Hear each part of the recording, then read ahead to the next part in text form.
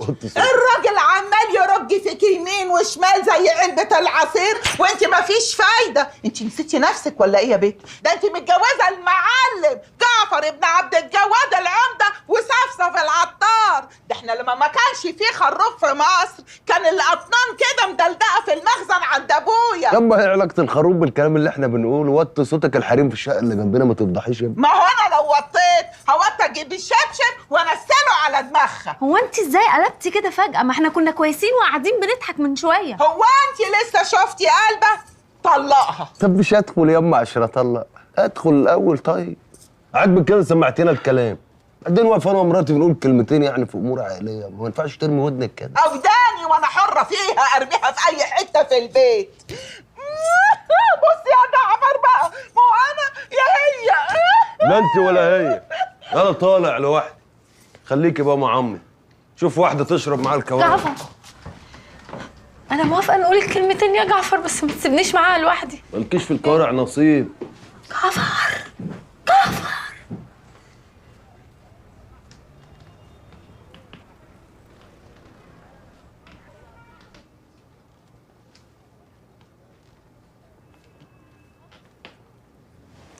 يا نهار ابيض، يعني انا كنت قاعده دلوقتي مع بنت اكبر عطار في مصر.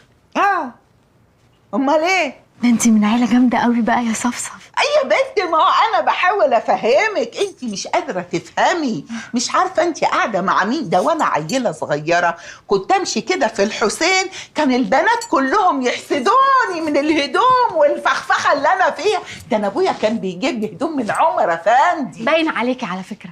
قعدتك على الكرسي مع الشيشه وكده، يعني حسيت ان انا بجد قاعده مع ملكه. انا الملكه. انت عايزه قاعده بقى؟ انا هدخل يا ملكه اعمل فنجانين شاي ونقعد انا وانتي وتطلعي لي الحاج عبد الغفار. عبد الغفار مين؟ الله يرحمه. الله يرحمه مين؟ الله يرحمه ما شافش اليوم الاسود. هو انت يا بنت مش عارفه اسم حماكي؟ المعلم عبد الجواد العمده. معلم عبد الجواد العمده. روح اعمل الشاي بقى عشان تحكي لي على رحله جمصه. لا روحي اعملي بس انت الشاي بسرعه واحكي لك لما الحاج وداني الاستاد. يا نهار ابيض. ده بقى كور وحاجات، بس يلا بسرعه شاهلي يلا. عملتي في نفسك ده يا عايده؟ ايه ده يا عايده؟